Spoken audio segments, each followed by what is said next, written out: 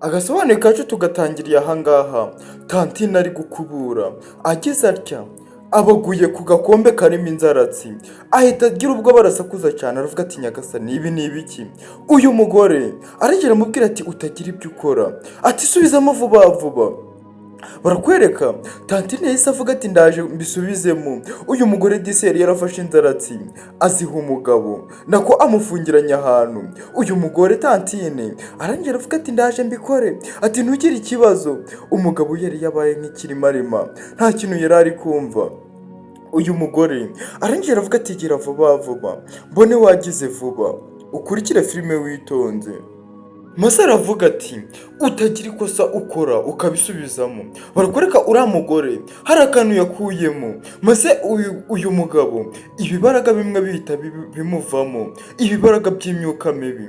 Nyagasani uyu mugore yakoze ku gafunguzo gafungiranyije n'ingufuri. Mwa bagabo mwe murebe ibyo abagore banyu babakorera iyo baguhaye agasombe, ni uku nguku nyine biba byaragenze. Uyu mugore agira ubwoba aravuga ati ehe ibi ni ibiki? Kurikira uyu mugabo we nta kintu yari yamenya kubera ko bari baramurangije. Urabona yuko niyo bicaye bamuterekaho amaguru rwose bamugize igikoresho. Uyu tantine gusa yese afata ibi bintu bimwe abishyira mu mufuka we atangira kubitandukanya. Ukurikire gusa uyu mugore yari ari kumubwira ati bisubizemo vuba vuba, ntinza kubibura ndaza kukugirira nabi. Ibyo bintu birahenze cyane, ni iby'igiciro gihambaye. Ukurikire filime witonze. Tantine aravuga ati mabuja nabisubijemo, ukurikire akantu ku kandi. Ndetse niba ari ubwa mbere wagera ku uyu muyoboro, ndakwinginze kugira ngo uze gukanda subscribe, share na comment kugira ngo tujye tubana mu gasobanuye ka buri munsi. Uyu mugore yahise afata ka gakombe ahita agakenyereraho, arangije agenda ari kujijisha nyirabuja, ari kumubwira ati rwose nabisubijemo nta n'ikintu nzavuga. Maze uyu mugore aravuga ati ziba urareba ibikureba, ibitakureba ubireke. Arangije aravuga ati iki kigabo mba nshaka kugira ngo kizabe igikoresho cyanjye. Abwira iki kigabo aravuga ati mera neza ariko ngo uhagarareho neza witonze. Urabona yuko uyu mugore no kumukubita inshi zo ku kibuno. Nyagasani umugabo bahaye inzaratsi nta kindi kintu aba yisigarije uretse gupfa. Barakwereka uyu mugore yamurambikagaho n'ibiganza no mu mutwe. Nyagasani yarangiza akamutoteza akamubwira ati mera neza, igira hino mbona ukuntu mpakwirwa. Nyagasani abagore ku ruhande rumwe hari igihe baba ari abagome. Mwabagabo mwe mwitondera abagore banyu. Barakwereka tantine yaje ahangaha ari kuvuga ati he biratangaje, nayobegwaga impamvu umugabo we yabaye ikirimarima, none kumbi ni ibingibi bamukoreye. Nyagasani ukurikirane filime witonze. Gusa tuzi neza yuko ibuye ryagaragaye ntabwo riba rikishisuka. Uyu tantine yarabibonye akuramo aka kabindi nako aka gakombe, aravuga ati nyagasani ibi ni ibiki? Tantine rakitegereza neza, urabona yuko kari agakombe karimo n'ibindi bibaraga biteye ubwoba, karimo ibindi bibaraga bimeze ukuntu. Tantine aravuga ati abagore baragwira, ati gusa uyu nguyu we arandenze. Ati nyagasani ati nkwiye kugira ikintu nkora maze uriya mugabo akagarura ubwenge disi. Uyu mugore yamugiriye impuhwe.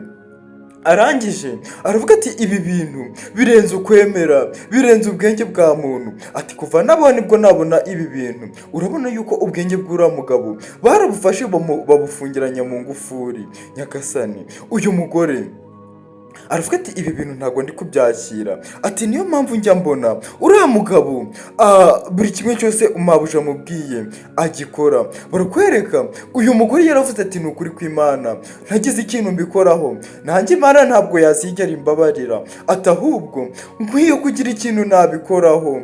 Disi tantine yamugiriye impuhwe.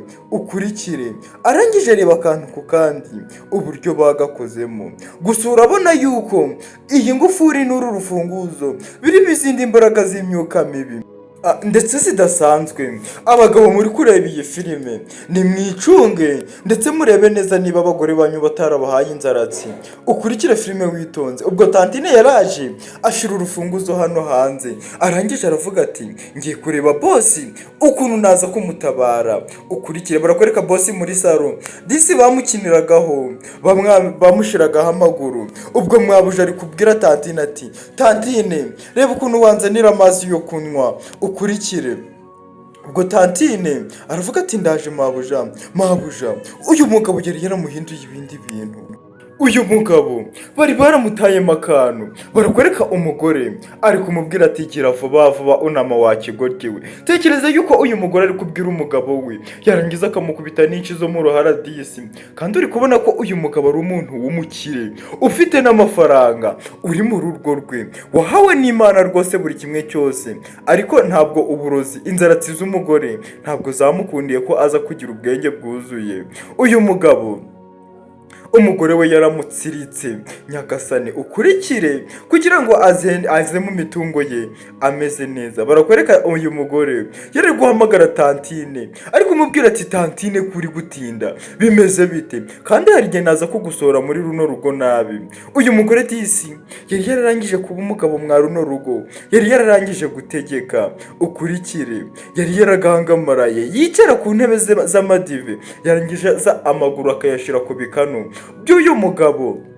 Ubwo barakwereka tantine yamuzaniye amazi yo kunywa. Ukurikire filime witonze akantu ku kandi. Tantine yamuzaniye amazi yo kunywa, arengera amubwira ati sinone mabuja wareka uyu mugabo dati akaza kumfasha ko ndi gucana gaze, ko akaza kumfasha gucana gaze, ko nanjye nari ndi gutunganya ibintu ndi gufura, wambabarira ukamfasha ukamumpa akaza kumfasha rwose. Ukurikire filime witonze akantu ku kandi. Ndetse niba utarakanda subscribe biragoye ko wazongera kubona agasobanuye nk'aka ngaka, biragoye ko wazongera kugera kuri uyu muyoboro maze ukaja ugezwaho agasobanuye nk'aka ngaka ka buri munsi.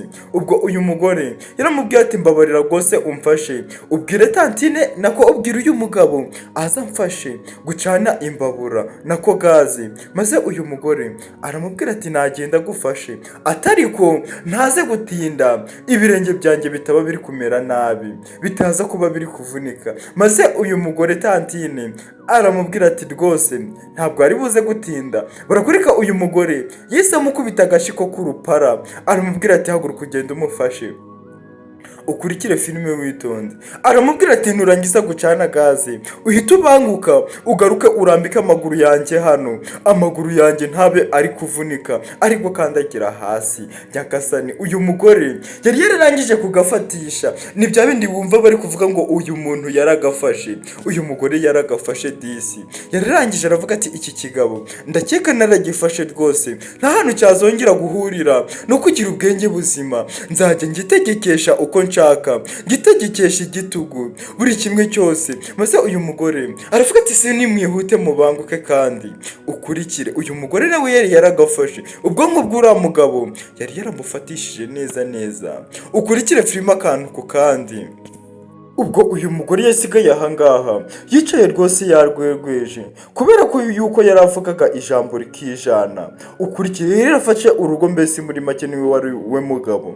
Ubwo uyu mugore tantine yararangije azana dati hano, azana uyu mugabo amuzana hano ari kumubwira ati rero dadi ukurikire filime witonze akantu ku kandi. Aramubwira ati none si ibintu bagukoreye urabizi? Maze uyu mugabo aravuga ati gaze irihe ngo nze kuyicana. Maze uyu mugore aramubwira ati ntago nkubwiye ngo uze ucane gaze, ati ahubwo nje kukwereka ibintu bagukoreye. Nyagasani uyu mugore ahita akurayo ingufuri ndetse n'urufunguzo, maze atangira kubwira dadi, atangira kumubwira ati ireba ibintu bagukoreye, ati ibi bintu waba ubizi, ati bagufashe ubwonko bakoresheje uru rufunguzo ndetse n'ingufuri, ati reka nze mo kimwe maze nze nguhambure. Ukurikire filime witonze. Maze uyu mugabo aravuga ati nge ibintu uri kuvuga ntabwo mbizi rwose.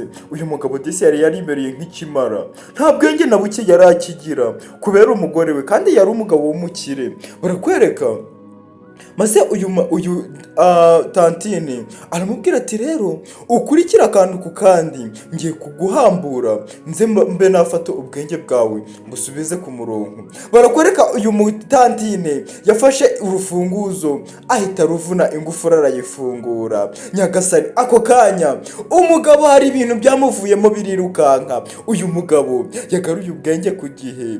Nyagasani atangira kuba umuntu muzima. Ukurikire filime witonze akantu ku kandi mw'abantu mwe, filime igiye kuba yaryoha. Ubwo uyu mugabo yaravuze ati kuki ndi hano ngaha mu gikoni, ati ni ibiki ndi kubona imbere yanjye. Ukurikire kubera yuko ubwenge bwe bwari bugarutse. Maze uyu mugabo aravuga ati ni ukubera iki. Atangira gukankamira uyu mugore, atangira gutonoma nk'intare noneho yabaho. Maze uyu mugore atangira kugira ubwoba tantine aramubwira ati ubwenge bwawe bari barabufungishije iyi ngufuri, ati saha izi ngizi ninjye ubufunguye. Maze umugabo aramubwira ati ibintu uri kuvuga ntabwo ndi kubyumva rwose. Maze tantine aramubwira ati bari baragufungiranyije mwaka kabindi. Nyagasani uyu tantine amubwiza ukuri noneho, gusa uyu mugabo ntabwo yari kumva yuko ibi bintu bibaho. Maze uyu mugore tantine aramubwira ati njye nari ndi gukora isuku muri salo, maze aka kantu nkabona munsi y'intebe. Ukurikire filime witonze.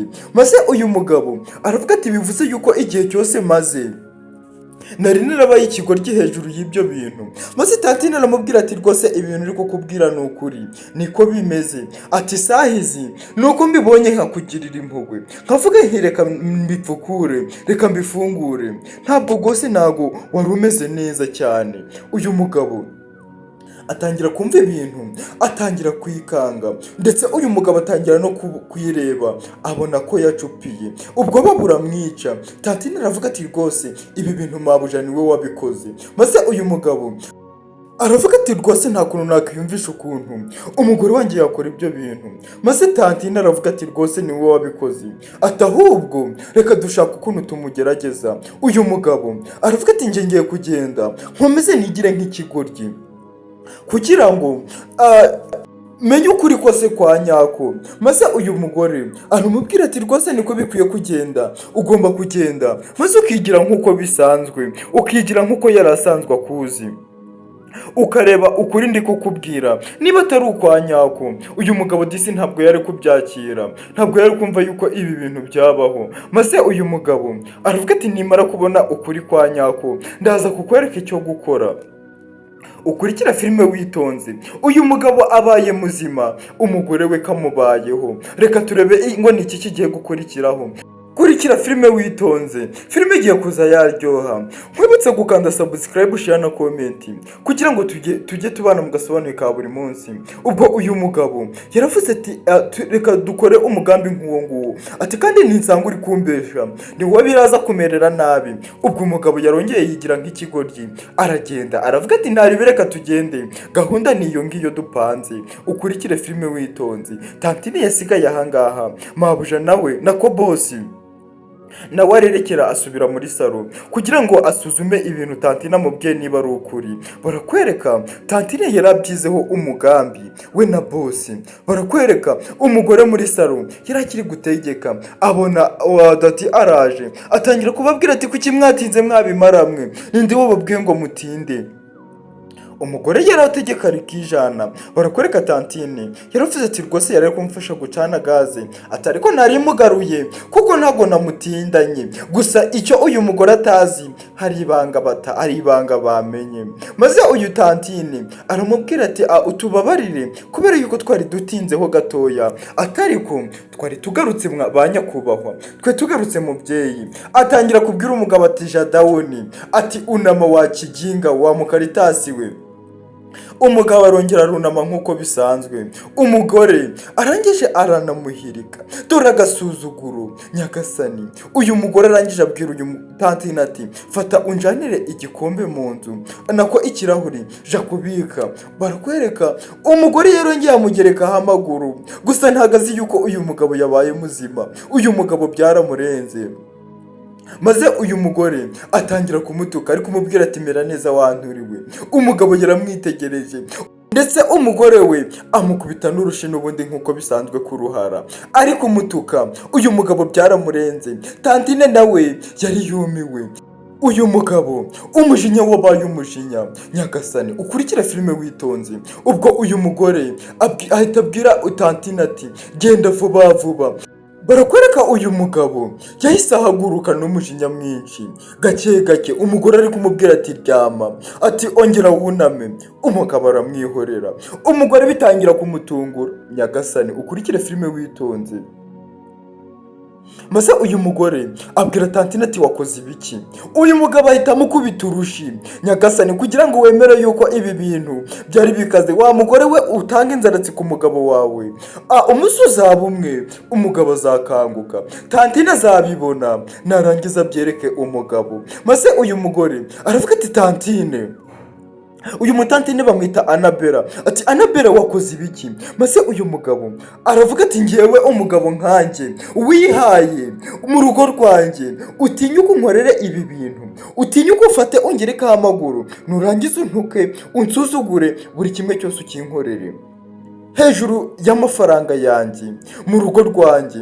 Maze Tantine aravuga ati rwose uyu mugabo aravuga ati akimbwa kashobotse, ubu ngubu ngiye kukwereka uwo ndiwe. Ni gute watinyuka ukajya kundaguriza, ugafata ukanshira mu gakombe warangiza ugapfundikira? Uyu mugore atangira kwakura ati Anabela wakoze ibiki? Anabela uyu mugabo amukoza mu rushi. Nyagasani umujinya wari mwinshi, intare yari yakangutse. Wa mugore we ufite ibibazo. Barakwereka Anabela nawe yatangiye kuza gukubita k'uyu mugore. Aravuga ati wa mugore we reka tukwereke ikibonezo, reka tukwereke buri kimwe cyose. Nyagasani reka tukwereke urw'imbwa yaboneye ku ijumi. Uyu mugore byaramurenze. Umugabo aravuga ati utinyuke njyewe mu rugo rwanjye. Nyagasani maze uyu mugore Anabela aravuga ati ntabwo ukwiye kugirirwa imbabazi, wa mugore we w'umugome, ntabwo ukwiriye kugirirwa imbabazi na gake, ati ahubwo ukwiriye gukubitwa ndetse no kwirukanwa. Maze uyu mugore aravuga ati Anabela ntabwo uzi ko ari njye uri kubwira nyokobuja. Uyu mugabo aramubwira ati witonde. Barakwereka uyu mugore yatangiye kuja kuniga nako mabuja. Uyu mugore yatangiye kuja kumuniga, yaramuniza ariko amufuruza ifuru. Maze uyu mugabo aravuga ati hava utaza kukicira hano. Maze uyu mugore aravuga ati reka mwemeze, nyemerera mwemeze. Nyagasani uyu mugore yari yatangiye kubura n'umwuka wo guhumeka. Aravuga ati mumbabarire rwose, aravuga ati nimumbabarire. Maze umugabo aravuga ati ngiye kukwereka buri kimwe cyose utari uzi ku buzima bwanjye, ati ubu ndaje ngo umbone. Kurikira filime witonze. Uwari mabuja ako kanya yatangiye guca bugufi. Niyo mpamvu bavuga ngo mu kanya gatoya buri kimwe cyose kirahinduka. Uwari umukire agomba kuba umukene, uwari umukire agakena. Uyu mugore yatangiye kuza kuri Tantine aravuga ati wowe ni gute watinyuka ukankorera ibintu nk'ibi ngibi? Urushi umugabo yaramukubise. Nyagasani umugore yarakubiswe. Uwakubitaga umugabo ako kanya niwe wari uri gukubitwa. Barakwereka Tantine yaje kumufata, arangije amusohora mu nzu nabi, ndetse bari banamukomye. Nyagasani ukurikire akantu ku kandi. Ubwo Tantine yamaje kumusohora aravuga ati naho bosi ibyo nakubwiraga ni ukuri rwose, si ubyiboneye? Ati iyo ntaza kubaho kiba n'ubundi ukimeze kwa kundi, ati njye nari ndi gukubura nza kubibona mu ntebe. Maze bosi aravuga ati ibi bintu ntabwo nari nzi yuko byabaho. Tantine aravuga ati ni ukuri kw'Imana uriya mugore ni umugome, yari yarakuroze. Uyu mugabo aravuga ati rwose nari ngiye kuzapfa bintu by'ibikino mu bintu ntazi. Uyu mugabo disi yasigaye afite ubwoba, ariko uvuga ati abagore ni abantu babi. Barakwereka Tantine yaramubwiye ati rwose bosi ihangane. Bosi arangije aravuga ati Tantine wakoze kuntabara, agasobanuye kacu tugasoreje ahangaha. Tantine ari kuvuga ati uriya mugore ati disi iki nicyo cyari kigeze igihe cyari iki ngiki cyo kugira ngo agaragare. Ati ubu ngubu aragaragaye. Ati gusa nanjye musohoye nabi. Mwabagore mwe mutanga inzaratsi ku bagabo banyu, mufite ibibazo, umunsi uzaba umwe. Ni nuko nguko kagende. Making sure wakoze subscribe, share ndetse na comment. Tuzahure mu Agasobanuye ku butaha. Ndabakunda cyane. Mwari kumwe na umwari Fabrice naho ubutaha.